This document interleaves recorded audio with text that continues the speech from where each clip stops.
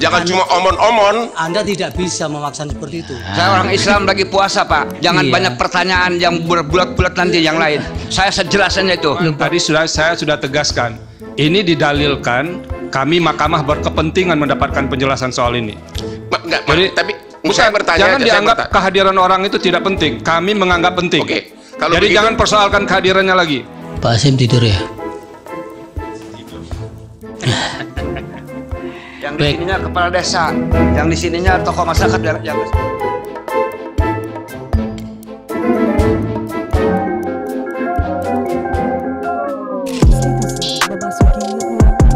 Mahkamah Konstitusi kembali melangsungkan sidang perselisihan hasil pemilihan umum dengan menghadirkan para pihak. Setelah menggelar sidang pemeriksaan pendahuluan pada Rabu sampai dengan Kamis, 27 Maret sampai dengan 28 Maret 2024, mulai Senin, 1 April 2024, MK melanjutkan sidang secara maraton dengan agenda pembuktian pemohon, pembuktian termohon, dan terkait. Pada Senin, 1 April 2024, MK menggelar sidang untuk mendengarkan keterangan ahli dan saksi pemohon dari kubu Anies Baswedan Muhaimin Iskandar. Yang sudah disumpahkan Pak Heru? Yang belum, Belum ya? Oke, ya, mohon izin dulu. Sudah terlambat, minta cepat pula, belum disumpah pula. Ada 11 saksi dan 7 ahli yang dihadirkan kubu Anies Muhaimin dalam sidang ini. Di antaranya ekonom dari Universitas Indonesia, Faisal Basri, dosen Fakultas Hukum Universitas Islam Indonesia, Prof. Ridwan, ekonom Universitas Indonesia, Fid Adrison, Antoni Budiawan, selaku Managing Director Political Economy and Policy Studies. Dalam pemaparannya, dosen Fakultas Hukum Universitas Islam Indonesia, Prof. Ridwan, mempersoalkan keabsahan pencalonan Gibran Rakabuming Raka sebagai calon wakil presiden dari sudut pandang hukum administrasi. Pencalonan Raka Buming Raka dari perspektif hukum administrasi, saya menyimpulkan itu tidak sah dengan alasan sebagai berikut. Bahwa pada saat pendaftaran, yaitu yang periodenya ditetapkan oleh KPU, itu tanggal 19 Oktober sampai dengan tanggal 25 Oktober 2023, peraturan KPU nomor 19 tahun 2023 itu belum dihapus, belum diganti, belum diubah. Belum dirubah. Sehingga dengan demikian peraturan yang berlaku saat itu adalah peraturan KPU nomor 19 tahun 2023 itu yang mensyaratkan calonnya itu adalah berusia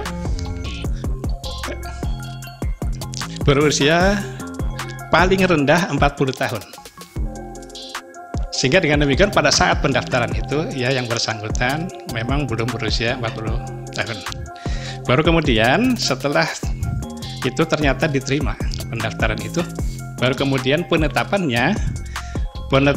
sebagai pasangan calon itu menggunakan keputusan KPU.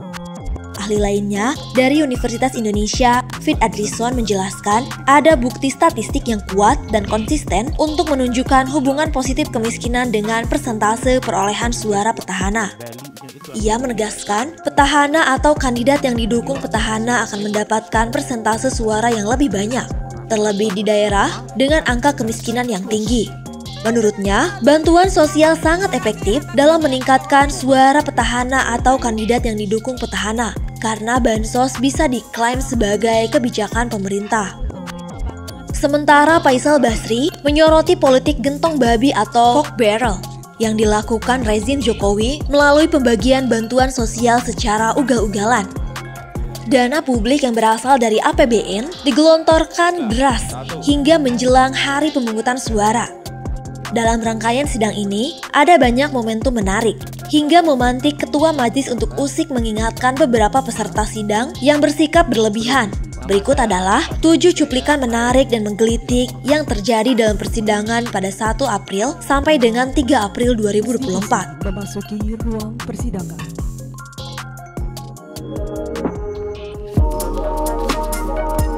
Salah satu momen yang mencuri perhatian adalah saat Ketua KPU RI, Hasyim Asy'ari tampak tertidur. Itu terjadi dalam sidang pembuktian pemohon kubu Ganjar Mahfud Selasa 2 April 2024. Ketika diberi kesempatan untuk bertanya kepada ahli, Hasyim tidak merespon.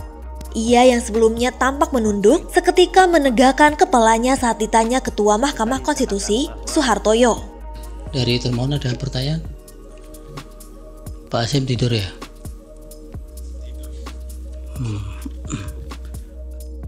Selain Hashim, Oce Kaligis pun tampak tertidur cukup lama. Oce Kaligis adalah pengacara senior yang pernah dipenjara lantaran terbukti menyuap 3 hakim dan panitera Pengadilan Tata Usaha Negara Medan. Kini, ia berada dalam barisan kuasa hukum pembela Prabowo Gibran. Ahli,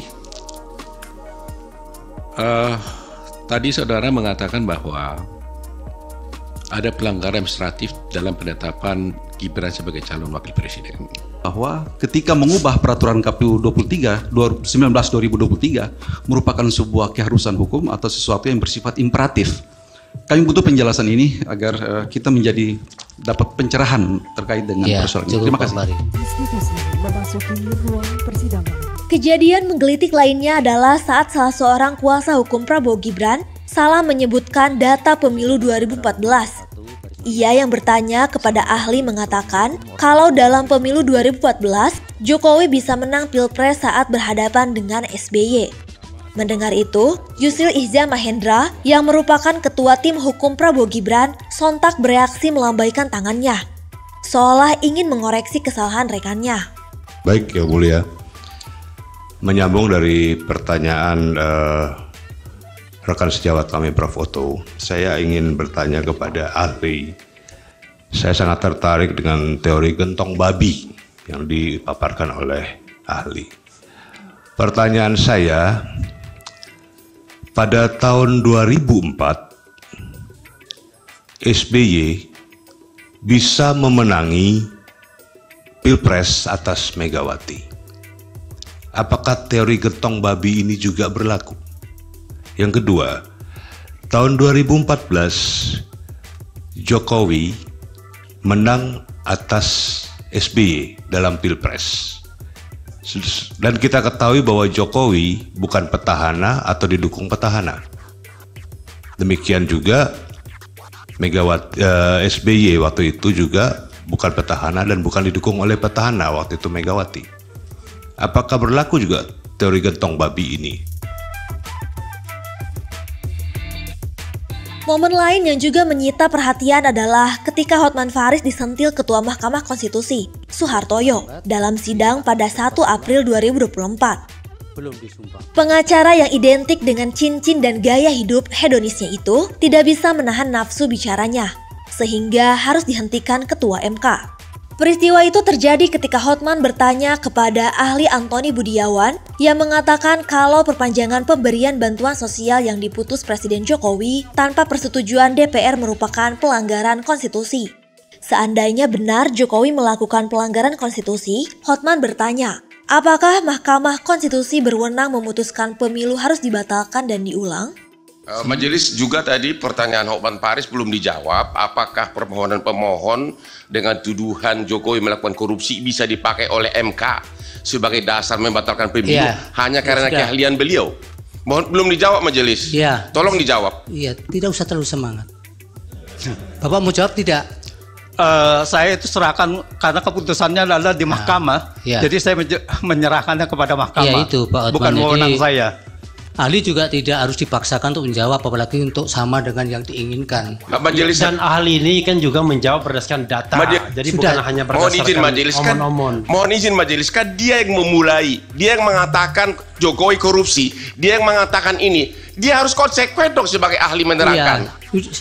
Iya, tapi pada bagian apakah itu menjadi kewenangan MK kan tidak dijawab. Ya maksud saya dia sebagai ahli harusnya konsekuen dengan jawabannya. Jangan cuma omon-omon. Anda tidak bisa memaksa seperti itu. Dalam sidang ini, Antoni Budiawan, ahli dari kubu 01 yang juga Managing Director Political Economy and Policy Studies, menjelaskan pemberian bantuan sosial pada tahun 2023 semestinya berakhir pada bulan November. Namun, pada 6 November 2023, Jokowi memutuskan untuk memperpanjang bantuan sosial hingga Juni 2024 tanpa persetujuan DPR.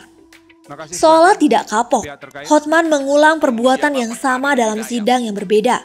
Pada sidang 3 April 2024, ia kembali bicara ngegas sehingga harus diingatkan majelis hakim. Terima kasih, silakan pihak terkait. Terima kasih.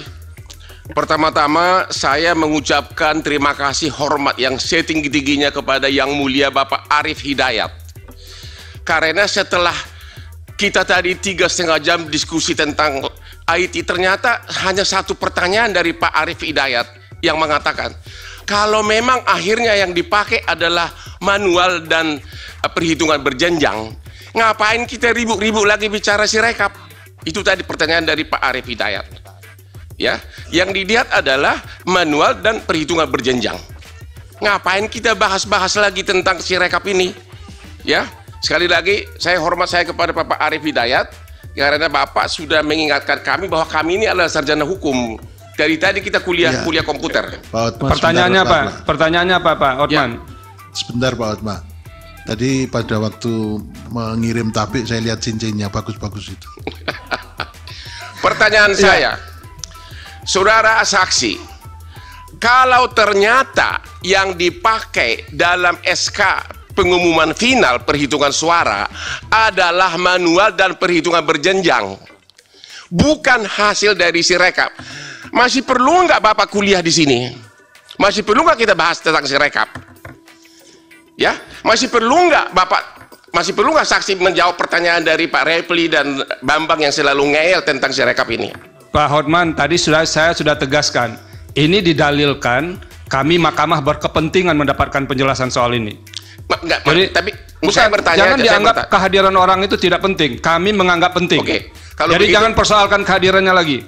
Oke. Pertanyaannya apa sekarang? Pertanyaannya, apakah saksi setuju karena yang diumumkan itu adalah perhitungan manual dan berjenjang, bukan hasil dari Sirekap, maka kelemahan dari Sirekap nggak perlu lagi dibicarakan. Terima kasih. Oke, berikut terkait. Saya lanjutkan. Ya udah. Jadi kita jangan mengabaikan ya, menganggap ini tidak ada pentingnya. Itu keliru juga. Kalau nggak usah datang saja ke sini.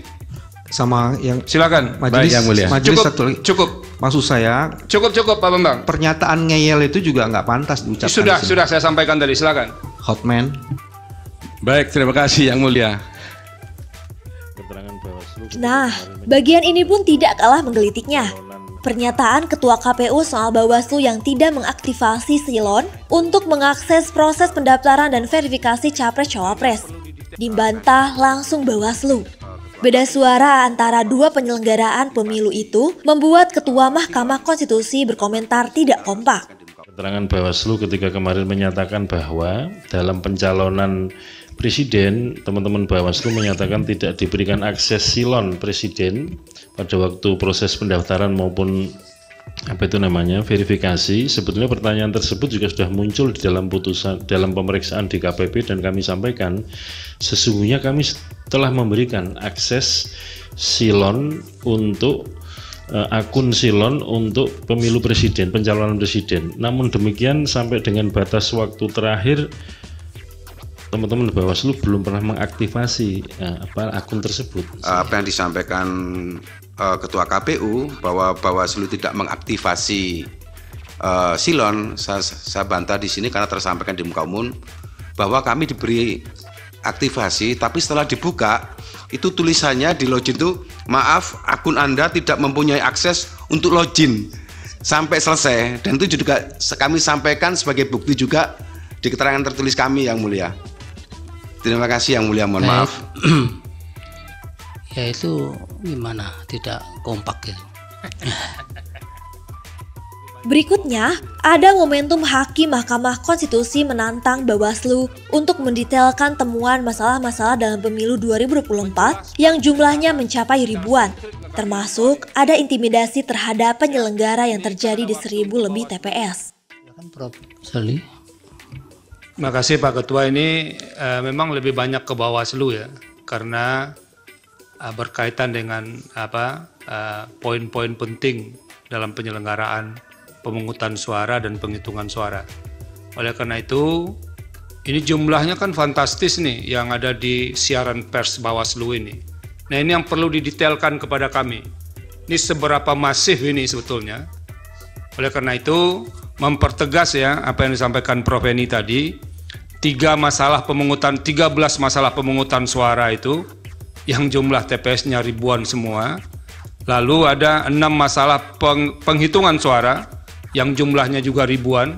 Bahkan poin 6 terakhir itu di masalah penghitungan suara, Bawaslu mendapati 1.473 TPS yang didapati adanya intimidasi terhadap penyelenggara. Nah, tolong itu dijelaskan kepada kami di mana saja, apa bentuk intimidasinya, siapa yang mengintimidasi. Karena ini bersangkut paut dengan dalil yang disampaikan oleh perkara nomor 1 dan perkara nomor 2. Jadi supaya ini bisa clear, jadi kita ingin tahu bagaimana korelasinya dengan proses secara keseluruhan gitu. Karena ini poin-poin kunci di tahapan pemilihan umum. Jadi soal pemungutan suara ada 13 masalah yang jumlahnya ribuan itu. Lalu ada 6 di penghitungan suara yang jumlahnya juga ribuan. Tolong Bawaslu menjelaskan secara konkret ke kami yang soal ini. Waktu kejadian itu Momen menarik lainnya adalah aksi Mehmet Ali Jaya yang bersaksi tentang adanya camat dan kepala desa yang melakukan yel-yel Prabowo Gibran. Saat bersaksi dalam sidang pembuktian pemohon kubu Ganjar Mahfud pada 2 April 2024, warga Cikaso, Pandeglang ini tampak bersemangat dan atraktif memberikan keterangannya. Waktu kejadian itu kan malam hari Selasa malam Rabu, tanggal 6 malam tanggal 7. Pas tanggal 7-nya saya langsung laporkan ke Panwas. Ini sebentar. Ini kegiatannya seperti apa sih, Pak? Kegiatannya itu mohon maaf ya, saya praktekkan ya. Sebentar ya, saya berdiri ya. Kan orang itu berbaris semua. Berbaris. Di lapangan ini? Di depan rumah, di ketua RT. Pak Camatnya di depan. Yang di sininya kepala desa. Yang di sininya tokoh masyarakat yang ke satunya. Itu yang mimpin yelnya itu orang sekretariat PPS. Kami relawan Iing siap untuk memenangkan Prabowo Gibran 1 putaran. Siap, katanya semua kan begitu. Camat HP-nya di sini dipegang. Gitu. Dan setelah itu ini 18 orang ya. Setelah itu gitu, Pak Mehmet. Besoknya kan saya lapor ke Panwas. Saya lapor ke Panwas tanggal 7 jam 9 pagi. Laporkan, ditangani. Ada buktinya, bukti saya laporannya saya udah berikan ke tim hukum saya. Bukan, Pak Mehmet nggak dokumentasikan lewat Iya. HP, lewat. Iya, waktu saya lapor, saya foto itunya, dokumenkan gitu. Setiap itu saya ada. Foto termasuk itu apa? videonya ada, sudah saya serahkan ke tim hukum saya. Gitu. Wah, tim hukumnya sudah jadi bagian dari alat bukti, Pak. Udah, Pak. Mulia. Jadi saya nggak ngarang-ngarang, Pak, karena kan udah disumpah dari pagi. Iya. Saya orang Islam lagi puasa, Pak. Jangan banyak pertanyaan yang berbulat-bulat nanti yang lain. Saya sejelasnya itu. Loh, Bapak di sini untuk ditanya. Karena saya nggak ngerti yang lain-lain selain daripada yang ada, yang saya alami, yang saya lihat. Iya. Saya nggak bisa ngarang, nggak bisa ngurangi, nggak bisa menambahi. Seperti itu. Sudah. Di urutan terakhir ada satu barang yang terlihat seperti kalender bertuliskan perkawinan beda agama di mata MK. Di setiap sidang, barang itu selalu ada. Bukan hanya di meja para hakim, barang itu disimpan juga di meja pemohon, di meja termohon dan terkait, hingga meja saksi. Entah apa maksudnya, tapi satu hal yang pasti, pada akhir Januari 2023, Mahkamah Konstitusi telah menolak gugatan mengenai pernikahan beda agama. Di antaranya karena dalam perkawinan terdapat kepentingan dan tanggung jawab agama dan negara yang saling terkait erat.